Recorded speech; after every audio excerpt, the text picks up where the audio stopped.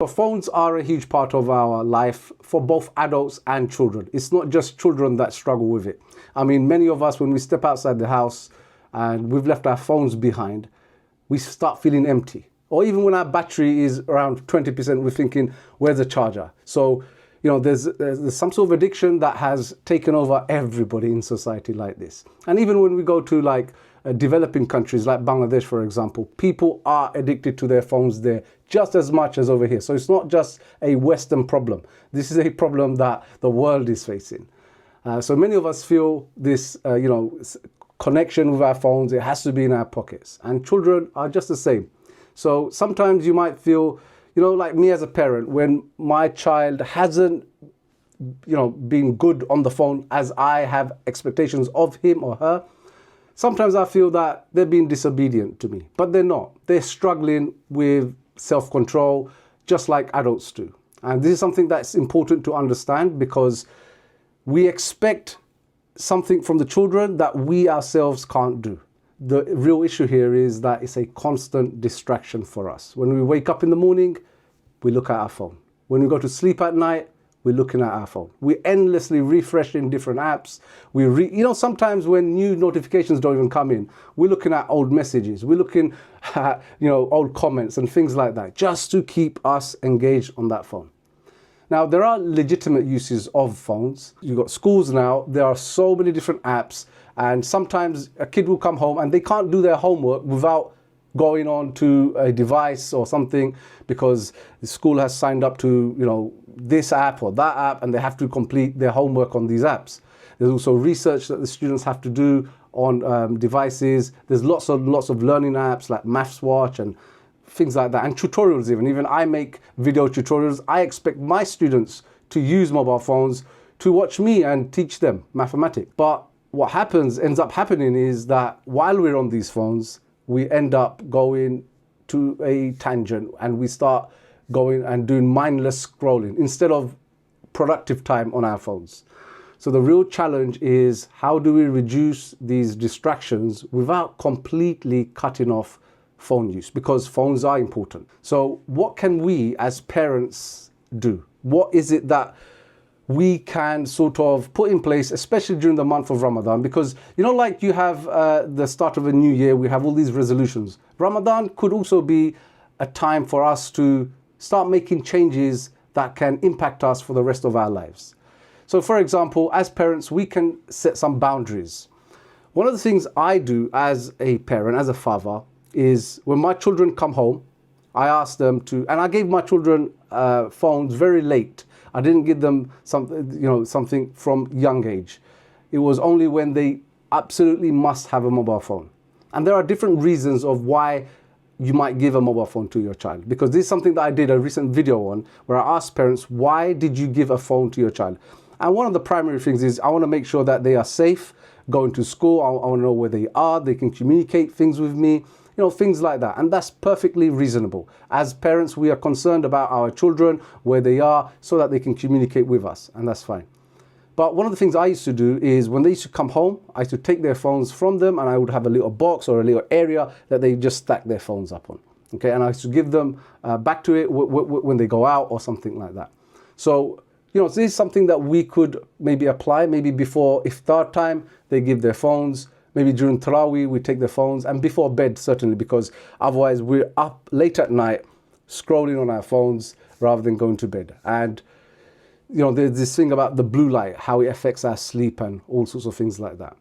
So maybe not give them a total ban, because, a ban doesn't work. You can't just ban things. Something that we're so dependent on, suddenly we go teetotal on that. Maybe perhaps set time limits. There are various apps that you can use. Maybe you could give them a time limit of 1 or 2 hours per day when they can scroll things. Now, some parents have told me, I'm going to turn off the Wi-Fi in the house. This is not always practical, because there are loads of things that we use the internet for and Wi-Fi for. So it affects the rest of the family. It affects many devices that we need. So many things. So that's not always practical. But one of the things that you could also, perhaps look at is, and students have tried this and it works, is encourage them to log out of or delete certain apps during Ramadan.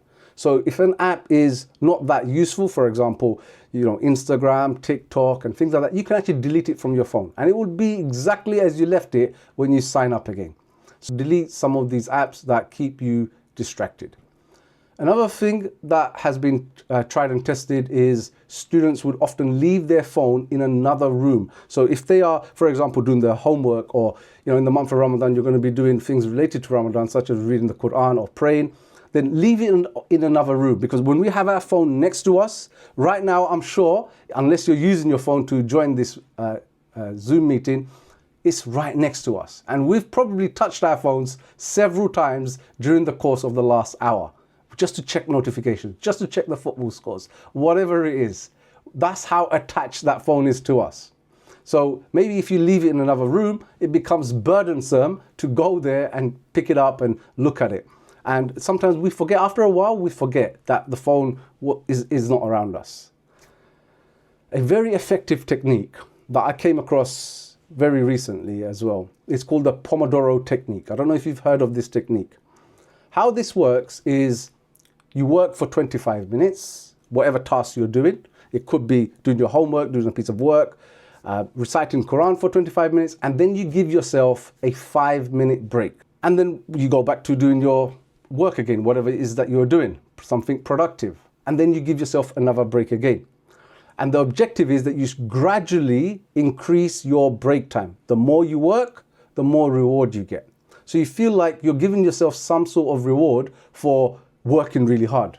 And this reward could be to scroll on your phone for 5 minutes or 15 minutes, whatever it is. Now, a lot of parents would often face a lot of challenges in building some of these things into their household.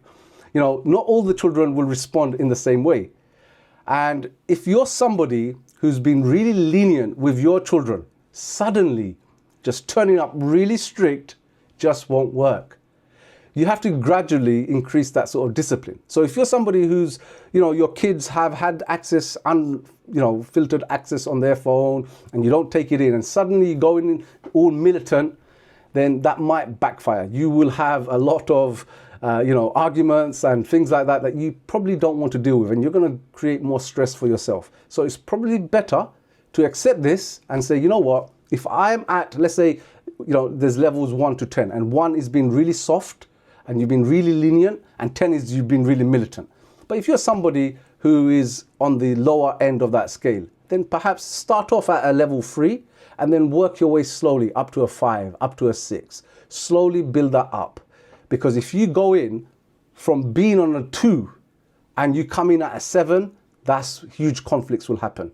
And you'll end up doing more harm than good. So that's something to bear in mind. You have to assess where you're currently at with your strictness level. Children will always find some sort of loopholes as well. So they will be constantly, battling with you. Like, why have you introduced this?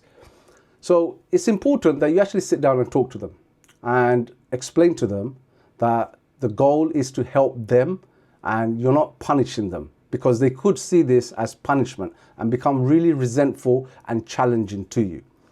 Encourage them to reflect on these habits. Ramadan itself is meant to be a month of worship. And sometimes we can't fully focus on this just because of life itself. I mean, we've got work as parents, they've got school, they've got all these other things. And sometimes it's very difficult to just switch off. We live in a country where we are not a majority. So Ramadan is alongside the rest of our lives. So when we go into work, when we see our non-Muslim colleagues, our non-Muslim friends, they're still living life normally. It's us that we have to adjust. So it's important that when we make that adjustment, that we have as little distraction, as less distraction that we can control as possible. The less distractions for us mean that we get a better focus in life. And that's something that you have to communicate to your children as well, that this is only good for them.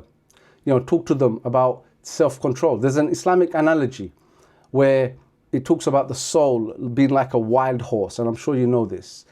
Are you controlling your desires, or are your desires controlling you? And that desire here is the phone. Do you control your phone, or does your phone control you? And like I mentioned earlier, a better alternative than the ban would be to limit the time or restrict the time of endless scrolling. Because what we often do is we start off, you're saying, you know what, I'm just going to check the phone for this message or just to message somebody back or whatever. But then we find ourselves going onto those different apps. And apps like TikTok, for example, which is huge in today's day and age, it's high dopamine distractions. The whole app is designed, and not just TikTok, but other apps as well. It's designed to keep the person on the phone for ages, for hours. So practical tips for Ramadan as my final message, and some advices that I'd like to give is perhaps turn off the notifications. Like turn off the phone itself rather than switching it to silent, because you still get notifications come through. And it's human, we have this human tendency to just be curious. Who's messaged me? What is this notification? And the moment we open our phones to check one thing, it leads us to another thing. And also, sometimes when you give something up, you feel empty. You feel like something's lacking. Like, for example, when somebody stops smoking or they want to stop smoking, they still think about it. They still think about holding that cigarette in their hand. They think about the smoke that they used to blow out, all of those kinds of things. You have to start thinking of ways you can replace those things, because those are hollow spaces in our life for where the dopamine used to hit. So alternative things like we could do is journaling, family, have more family time, do some reading, instead in that time. But most important of all, guys, as parents, we sometimes expect from our children what we can't do ourselves. And this, I think, is the key. Parents are just as addicted, as I mentioned, to their phones, if not more than their kids. So you as parents also have to set examples. If you're always on your phone during, family time or whatever, then the kids are looking at that too. So in essence, you've got to set that example. And my final message to finish this off is, your children the best. How much are you willing to sacrifice in your own self to lead them? And Ramadan is the best time to help them build these better habits. And, we should try to make the most of it. Just to summarize, reward them with some sort of behaviors as well, like that they do, some things that they, if they give up some time, then have that reward, like using the Pomodoro Technique. So if they do something, if they've been off their phone for the whole day, give them that half an hour, 1 hour, whatever. Okay, go ahead, scroll sometime.